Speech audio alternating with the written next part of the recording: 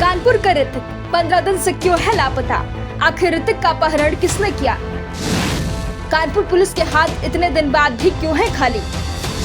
एक दिन में नेताओं की भैंस ढूंढ देने वाली यूपी पुलिस 15 दिन से ऋतिक को ढूंढने में क्यों कर रही है परहेज? चलिए आपको पहले ऋतिक के पिताजी को सुनाते हैं। ये है कि मेरा बेटा 15 दिनों से अटल घाट के अंदर से गायब है और मुझे किसी प्रकार की संतुष्टि नहीं मिल पा रही है। पुलिस प्रशासन में कमिश्नर साहब के पास भी बराबर जा रहे हैं, लेकिन वहाँ से भी कोई चीज़ें क्लियर नहीं हो पा रही कि अगर हमारा बेटा अंदर से कहाँ गया, कौन लोग उठा ले गए उसको, किन्होंने क्या किया उसके साथ, कौन सा क्राइम हुआ उसके अंदर, ये सारी चीज़ें क्लियर नहीं हो पा रही है। तो देखा आपने, एक पिता कानपुर पुलिस के ढीले रवैये क्या के किस तरह बेबस है, क्यों उसके चीखे पुलिस के आला अधिकारियों तक नहीं पहुंच पा रही है। क्या होगा उस पिता की उम्मीद का जो उसने सूबे के मुखिया योगी आदित्यनाथ की ईमानदार कार्य प्रणाली से लगा रखी थी? सवाल बहुत से हैं पर जवाब कोई नहीं। पुलिस ने 2 दिनों में जिस ताबड़तोड़ स्थिति से चीज़ों को बरामद किया है, उन लोगों को जिन्होंने जेल भेजा गया है, इनके घरों से बरामद किया है, उसके बाद पुलिस बिल्कुल न्यूटन में आ गई। ऐसी कौन सी प्रशासन की लाचार स्थिति है या लचर प्रणाली है जिसके कारण वो इस चीज़ को ही दबाने में लग गई कि मेरा बेटा डूब गया है, बस ये मानने के लिए मजबूर हो गए। इस तरह से तो मुझे संतुष्टि नहीं हो रही है, क्योंकि जहाँ पर 3 फुट का पानी है वहाँ 6 फुट का लड़का जो कि एक चड्डी बनियान रुमाल भी नहीं लेके गया है, वो वहाँ पानी में क्यों जाएगा और उसका कोई कारण ही नहीं है। अब आपको हम शुरुआत से समझाते हैं। 23 अगस्त की सुबह 6:30 बजे कानपुर के ब्रह्मनगर में रहने वाले एक कारोबारी अमर सिंह का इकलौता बेटा ऋतिक हमेशा की तरह कानपुर के मोती झील में अपनी साइकिल से मॉर्निंग वॉक के लिए निकलता है। पर वो जब काफी समय तक घर वापस नहीं आता तो घर वालों को चिंता होती है। घर वाले मोती झील पहुँचते हैं। उम्मीद भरे नजरों से सबकी नजरें ऋतिक को खोजने लगती हैं, पर ऋतिक कहीं नहीं मिलता। फिर परिजन परेशान होकर पुलिस को सूचना देते हैं। पुलिस ऋतिक का नंबर सर्विलांस पर लगाती है तो पता चलता है ऋतिक का फोन आखिरी बार अटल घाट पर स्विच ऑफ हुआ है। अब परिजन अटल घाट पहुंचते हैं तो अटल घाट पहुंचने पर ऋतिक की साइकिल खड़ी मिलती है, पर ऋतिक कहीं नहीं दिखता।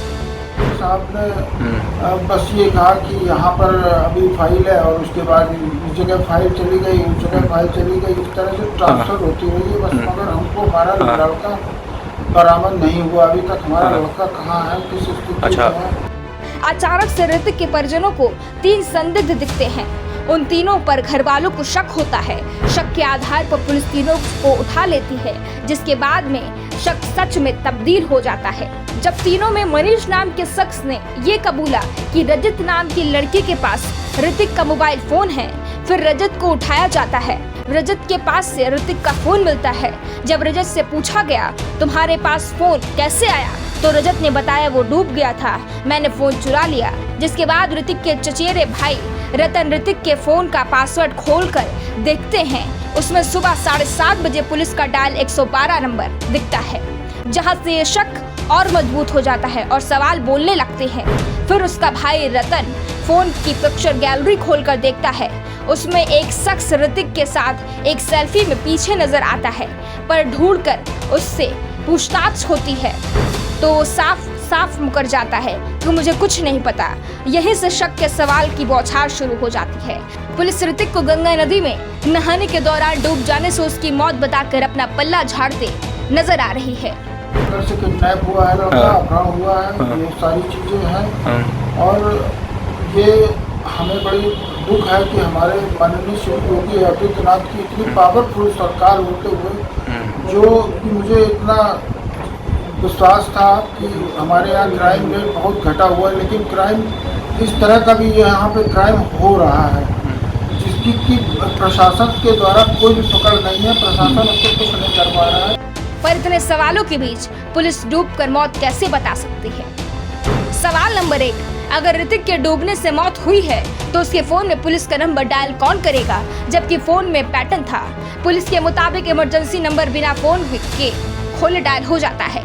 चलो मान भी लेते हैं, तो क्या ऋतिक डूबते हुए फोन नंबर डायल करेगा? या जिसने फोन चुराया है वो पुलिस को नंबर क्यों लगाएगा? सवाल नंबर 2, ऋतिक के फोन में सेल्फी के पीछे वो लड़का खड़ा दिख रहा है जो बोल रहा है मुझे कुछ भी पता नहीं। सवाल नंबर 3, ऋतिक सेना की तैयारी कर रहा था, इसलिए वह रोज मॉर्निंग वॉक और कसरत के लिए निकलता था, पर कभी नहाता नहीं था, ना कभी गंगा में नहाने के लिए उसने घर में जिक्र किया। सवाल नंबर 4, जहां पुलिस डूबने की बात कर रही है वहां पानी सिर्फ 3 फीट का है, जबकि ऋतिक की लंबाई 6 फीट थी। सवाल नंबर 5, जब ऋतिक वहां डूबा तो किसी को भनक भी नहीं लगी, जबकि 7:30 बजे अटल घाट पर काफी संख्या में लोग गंगा स्नान व टहलने आते हैं और अटल घाट पर पुलिस के 24 घंटे में तैनात रहने के निर्देश हैं। आखिर इन सुलगते सवालों का जवाब कानपुर कमिश्नर जेपी जोगदंड साहब क्यों नहीं दे पा रहे हैं? आज 17 दिन बीत चुके हैं पर ऋतिक का कोई अता पता नहीं है। ऋतिक के पिता न्याय के लिए दर दर भटक रहे हैं और माँ इस आस में बैठी है कि मेरा इकलौता बेटा वापस कब आएगा।